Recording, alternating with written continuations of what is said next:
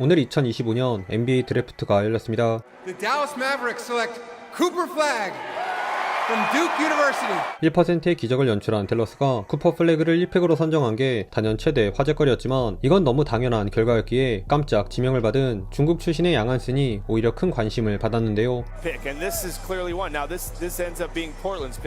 중국 출신 센터라는 정보 외에는 아직 팬들에게 잘 알려지지 않은 이 선수가 어떻게 NBA 1라운드에 이름을 올릴 수 있었는지 양한슨에 대해 알아봅시다. 이제 막 20살이 된 2005년생 양한슨은 웬비보다 약간 작은 2m 18cm로 현 NBA에서도 세 번째 손꼽힐 정도로 장신 선수입니다.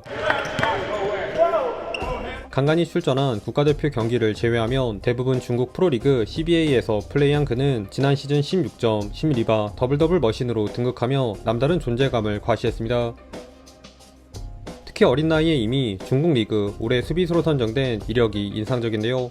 막내뻘인 나이와는 별개로 사이즈가 깡패인 양한슨은 반올림에서 3개인 2.6블락과 1개 스틸 등 데뷔하자마자 엄청난 임팩트를 남겼고 2023년 19세 이하 피바 월드컵에서도 아시아 선수로 유일하게 올 세컨드 팀에 이름을 올리며 국제 무대에서도 실력을 인정받았습니다. 확실한 골밑 이점 뿐만 아니라 다양한 위치에서 득점이 가능한 스코어러이며 높은 곳에서 내려다보는 코트 비전도 넓어서 중국산 요키치, 테무 요키치라는 별명으로 불리고 있죠. 양한슨의 가장 큰 무기는 역시나 압도적인 높이에서 뿜어져 나오는 포스트업 플레이인데요.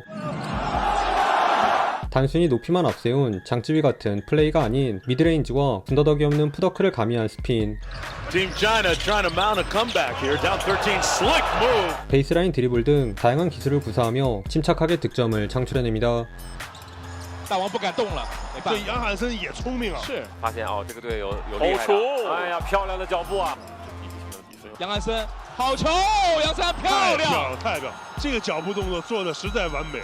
과거 우리나라와의 경기 장면을 보면 이건 뭐 사기캐가 따로 없죠.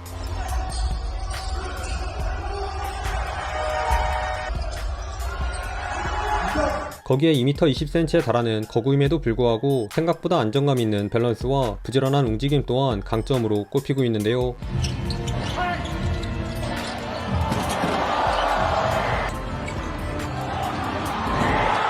외곽부터 직접 드라이빙 레이업을 시도하기도 하고 듬직한 스크린 직후 공간을 찾아 들어가는 피켈롤은 물론 드랍백하는 수비에 허를 찌르는 픽앤팝, 동료들의 미스를 처리해주는 세컨 찬스 득점도 일품입니다.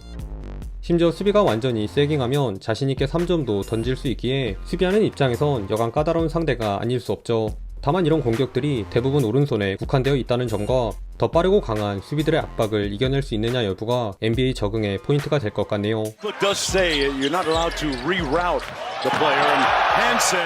그리고 이 선수를 테무 요키치로 만들어준 패싱 능력을 빼놓으면 섭하죠.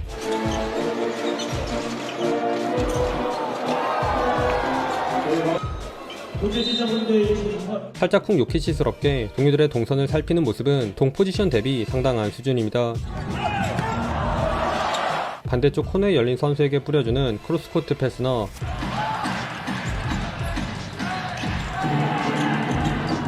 골밑에 미스매치난 동료에게 찔러주는 절묘한 엔트리 패스, 스크린 뒤쪽으로 파고드는 커딘을 잘 봐주는 시야까지 하이라이트만 보면 정말 요키치가 따로 없습니다.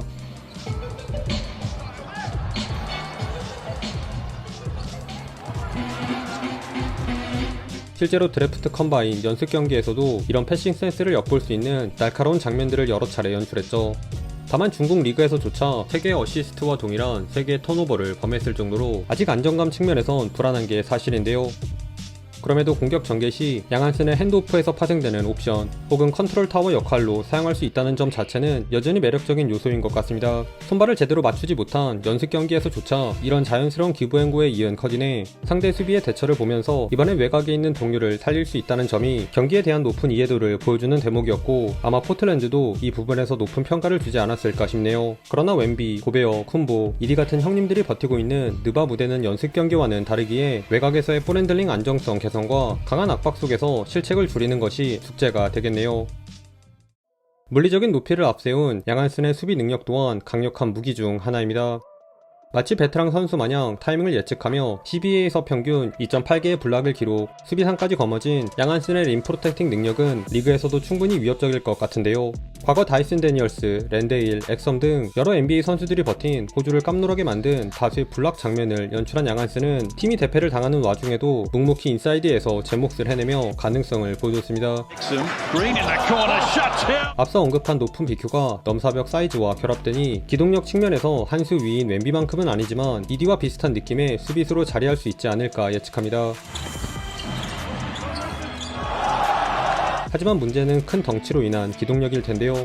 아무래도 높은 무게중심과 떨어지는 기동성으로 인해 투맨 게임 수비 시 외곽에서 약점을 드러낼 수밖에 없고, 세컨 점프, 민첩성 등 전반적인 운동 능력도 떨어지기에 눈 깜짝할 새 이뤄지는 템포 푸시에 대응하기 힘들 수도 있다는 것이 오게티라 할 수 있습니다.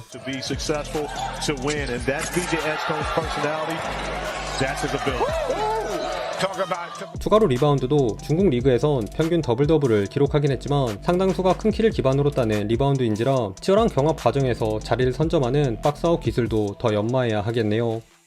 한편 16픽으로 포틀랜드에 입성한 양한슨은 디안드레 에이튼, 도노반 클링건 다음에 팀의 세 번째 빅맨이 되었는데요.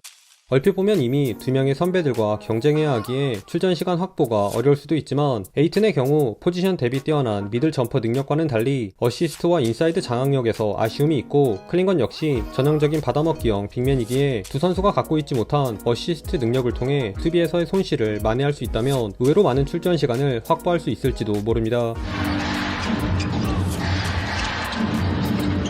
게다가 제한적인 역할만 수행할 수 있는 에이튼, 클링건보단 일단 훨씬 다양한 패턴을 구사할 여지가 있는 양한슨인 만큼 필요에 따라 여러가지 시도를 해볼 수 있지 않을까 하네요.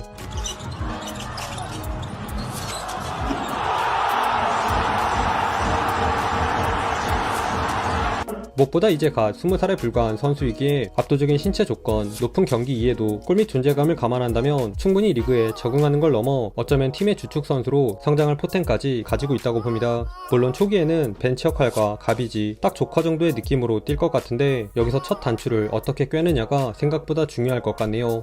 아무튼 일본도 그렇고 중국까지 매년 NBA 선수들 배출하니 이건 참 마냥 부럽기만 한 부분이네요.